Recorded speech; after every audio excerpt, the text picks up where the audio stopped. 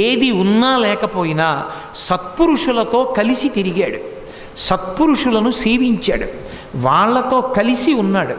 సత్పురుషులతో కలిసి ఉంటే చాలు ఈశ్వరానుగ్రహం కలుగుతుంది. అందులో సందేహం ఏంటి?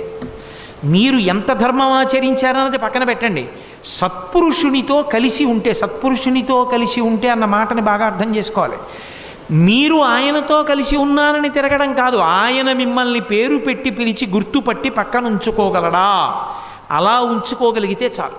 ఏ కారణానికైనా సరే అలా ఉంచుకోగలిగితే చాలు, వాడు ఉత్తర జన్మలలో మహాభక్తుడైపోతాడు. అందుకే శంకరాచార్యులు వారు సత్సంగత్వే నిస్సంగత్వం, నిస్సంగత్వే నిర్మోహత్వం, నిర్మోహత్వే నిశ్చలతత్వం, నిశ్చలతత్వే జీవన్ముక్తి అంటారు.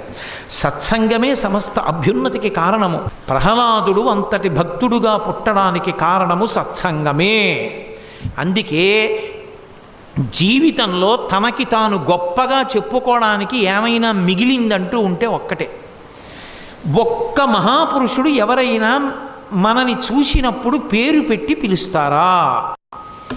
నేను ఒక మహాపురుషుడి దగ్గరికి వెడితే ఏమో కోటేశ్వరరావు బాగున్నావా అని అడిగారు అనుకోండి, నా జన్మ పండింది.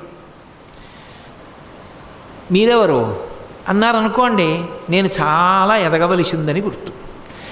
నేను ఎంత ధార్మికంగా బ్రతుకుతానో దాని వలననే మహాత్ముల యొక్క దృష్టిలోకి వెడతాను. ఇది పరమ సత్యం. కాబట్టి ఆ సత్సంగం ప్రహ్లాదుడికి ఇంత గొప్ప జన్మనిచ్చింది. మహాభాగవతుడయ్యాడు పుట్టుకతో.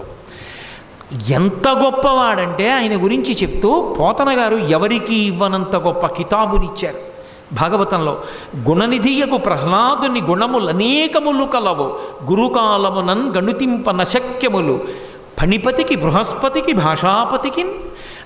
అసలు గుణముల యొక్క నిధి అయినటువంటి ప్రహ్లాదుని యొక్క గుణములు ఎంత గొప్పవి అన్నది చెప్పాలి అంటే ఎవరికీ సాధ్యం కాదు. ఎవరికీ సాధ్యం కాదంటే ఎంతటి వారికి సాధ్యం కాదంటే ఫణిపతికి బృహస్పతికి భాషాపతికి 1000 తలలున్నటువంటి ఆదిశేషుడు చెప్పలేడు. బృహస్పతికి దేవగురువు అయినటువంటి వాడు, బుద్ధిమంతులలో అగ్రగణ్యుడైనటువంటి బృహస్పతి చెప్పలేరు. ఇక భాషాపతికి సాక్షాత్ సరస్వతీదేవి యొక్క భర్త అయి 4 ముఖములతో వేదం చెప్పేటటువంటి చతుర్ముఖ బ్రహ్మగారు చెప్పలేరు ప్రహ్లాదుని యొక్క గుణములు. అన్ని గుణములు కలిగినటువంటి వాడు మహానుభావుడు. పుట్టుకతో అటువంటి గుణములు అబ్బాయి, స్వభావంగా గుణాలు వచ్చాయి.